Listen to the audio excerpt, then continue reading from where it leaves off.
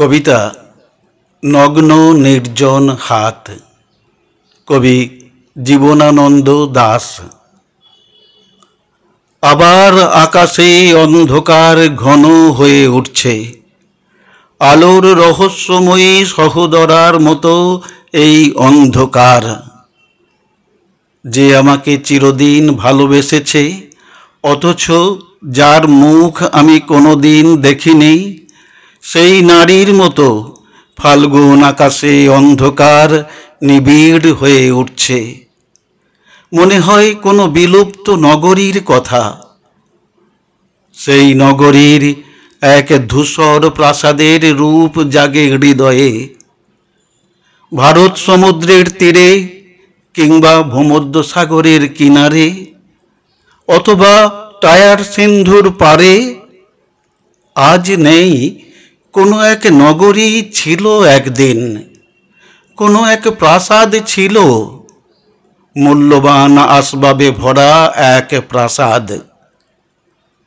পারস্য গালিচা, কাশ্মীরি শাল, বেরিং তরঙ্গের নিটোল মুক্তা প্রবাল, আমার বিলুপ্ত হৃদয়, আমার মৃত চোখ, আমার বিলীন স্বপ্ন আকাঙ্ক্ষা, আর তুমি নারী, এই সব ছিল সেই জগতে একদিন। অনেকে কমলা রঙের রোদ ছিল, অনেকে কাকাতুয়া পায়রা ছিল, মেহগনির ছায়া ঘন পল্লব ছিল অনেকে। অনেকে কমলা রঙের রোদ ছিল, অনেকে কমলা রঙের রোদ, আর তুমি ছিলে। তোমার মুখের রূপ কত শত শতাব্দী আমি দেখি না, খুঁজি না।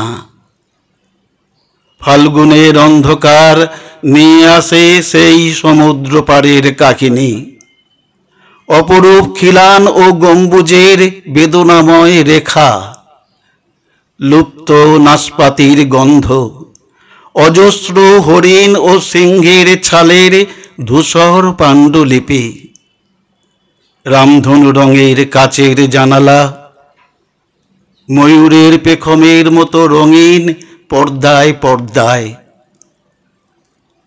কক্ষ ও কক্ষান্তর থেকে আরো দূর কক্ষ ও কক্ষান্তরের ক্ষণিক আভাস, আয়ুহীন স্তব্ধতা ও বিস্ময়।